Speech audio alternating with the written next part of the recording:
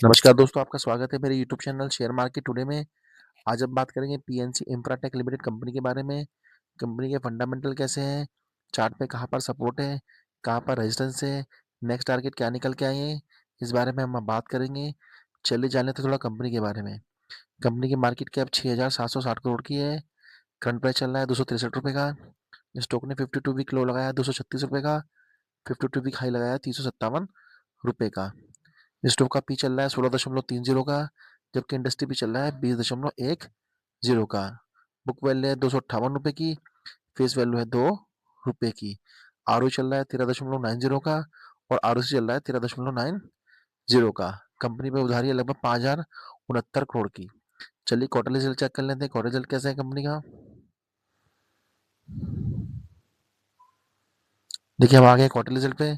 मार्च 2025 में कंपनी ने सेल की थी 1,704 करोड़ की, जो जून 2025 में घटकर 1,423 करोड़ की रह गई और सितंबर 2025 में और घटी और 1,128 करोड़ की रह गई। खर्चे चेक कर लेते हैं। मार्च 2025 में कंपनी ने खर्च किए थे 1,342 करोड़ रुपए, जून 2025 में खर्च किए थे 1,055 करोड़ रुपए और सितंबर 2025 में घटकर ये 875 करोड़ रुपए रह गए। ऑपरेटिंग प्रॉफिट मार्जिन चेक कर लेते हैं।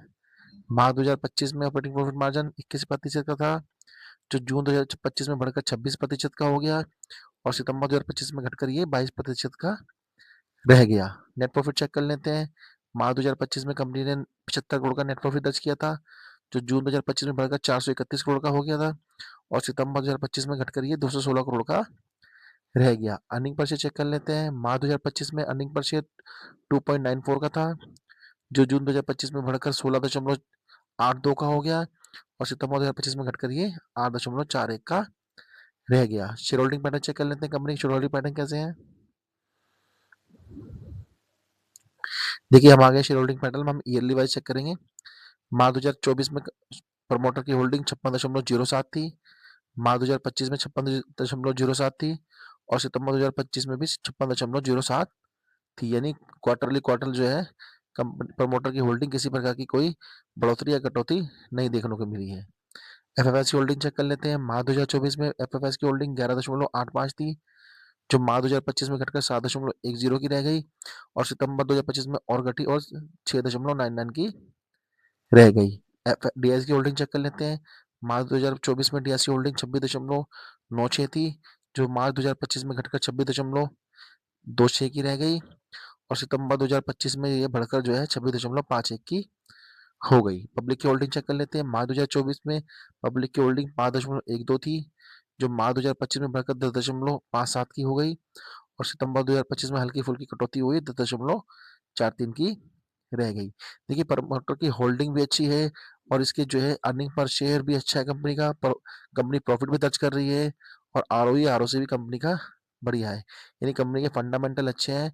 चलिए चार्ट पे देखते हैं, चार्ट पे कहाँ पर सपोर्ट है, कहाँ पर रेजिस्टेंस है। चलते हैं कंपनी के चार्ट पर। दोस्तों हम आ गए स्टॉक के वनडे चार्ट पर। देखिए वनडे चार्ट पे स्टॉक ने क्या किया, आज स्टॉक ने हाई लगाया 268 रुपये 74 पैसे का और स्टॉक ने जो है लो और क्लोजिंग जो है 263 रुपये के आसपास दी है। देखिए मैं आप थोड़ी हिस्ट्री चेक करा देता हूँ, स्टॉक की हिस्ट्री क्या कर रही है।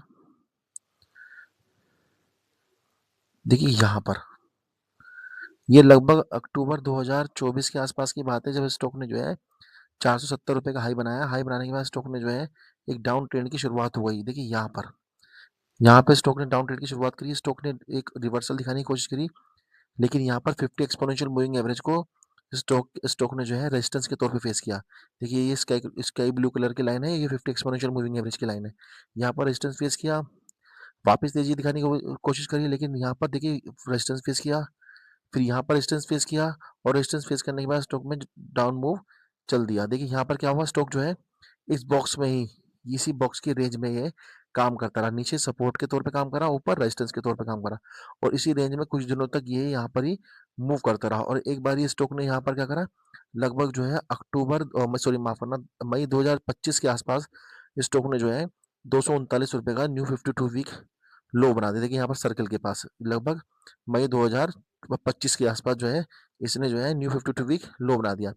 लो बनाने के बाद स्टॉक में एक तेजी आई, तेजी आने के बाद स्टॉक ने जो है ये जो बॉक्स की रेंज थी, इस बॉक्स की रेंज को तोड़ा और स्टॉक ने जो है 100 एक्सपोनेंशियल मूविंग एवरेज के ऊपर यहाँ पर एक क्लोजिंग दी। क्लोजिंग देने के बाद स्टॉक ने क्या करा, तेजी आई और तेजी आने के बाद देखिए यहाँ पर ये पिंक कलर की लाइन है, ये 200 एक्सपोनेंशियल मूविंग एवरेज की लाइन है। यहाँ पर स्टॉक इसी रेंज में ये है, इसे जो है कार्य करता रहा और इसी रेंज से बाहर निकलने की कोशिश करी, लेकिन ये क्या कर रहा है, यहीं पर ही इस स्टॉक को जो है रेजिस्टेंस फेस कर रहा है। बार-बार जो है रेजिस्टेंस फेस कर रहा है, डाउन ट्रेंड मार रहा है। लेकिन बाद में गिरावट आई है स्टॉक में, गिरावट आने के बाद स्टॉक ने जो है 50 एक्सपोनेंशियल मूविंग एवरेज और 100 एक्सपोनेंशियल मूविंग एवरेज को नीचे की तरफ तोड़ा और तोड़ने के बाद स्टॉक फिलहाल जो ₹263 के आसपास कामकाज कर रहा है। देखिए, फिलहाल कोई जो ट्रेडर फिलहाल इसके अंदर प्रॉफिट में है, वो क्या कर सकते हैं, इस स्टॉक को होल्ड कर सकते हैं कि स्टॉक में किसी प्रकार की खराबी तो नहीं है। लेकिन मेरा मानना है कि यदि किसी को बाय करना है, तो जिस लेवल को मैं बता रहा हूँ, जिस लेवल में मैं बाय करना चाहूँगा, उस लेवल को उस हिसाब से वो बाय कर सकता है। देखो, मेरा मानना है ये स्टॉक 252 से और ₹255 के बीच मिल जाए। देखो, जल्दबाजी नहीं करनी है इस स्टॉक को बाय करने में। ये स्टॉक जो है 252 से ₹255 के बीच मिल जाए, तो इस स्टॉक को जो है आपको बाय करना चाहिए मेरे ख्याल से।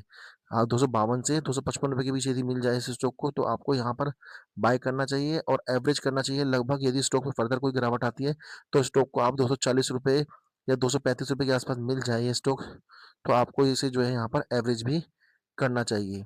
एवरेज करने के बाद इसका पहला टारगेट निकल के आएगा लगभग 287 रुपए के आसपास का पहला टारगेट निकल के आएगा और दूसरा टारगेट निकल के आएगा लगभग इसका ₹320 के आसपास इसका दूसरा टारगेट निकल के आएगा। और स्टॉप लॉस लगाना ना भूलें, लगभग ₹235 के आसपास का स्टॉप लॉस लगा भी सकते हैं आप इसके अंदर। देखिए, इसे इसे एक बार इसे जो स्टॉक को जो है आप ज़्यादा प्रॉफिट के तौर पे ना देखें, बस ज़्यादा मुश्किल से 10-20% या 25% आपको मिल जाए, 30% मिल जाए, तो इस स्टॉक को लें और लेके इस स्टॉक स्टॉक से जो है एग्ज़िट कर लें, अपने प्रॉफिट को बुक करें। बुक करने से पहले या स्टॉक को खरीदने से पहले, स्टॉक को बेचने से पहले आप अपने वित्तीय सलाहकार से ज़रूर इस बात की सलाह लें कि स्टॉक को बेचना चाहिए अथवा नहीं बेचना चाहिए, खरीदना चाहिए अथवा नहीं खरीदना चाहिए। तभी आप किसी प्रकार कोई स्टॉक में ट्रेड लें। वीडियो पसंद आए तो वीडियो को लाइक करें, चैनल को सब्सक्राइब करें। मिलते हैं अगली वीडियो में, तब तक के लिए धन्यवाद।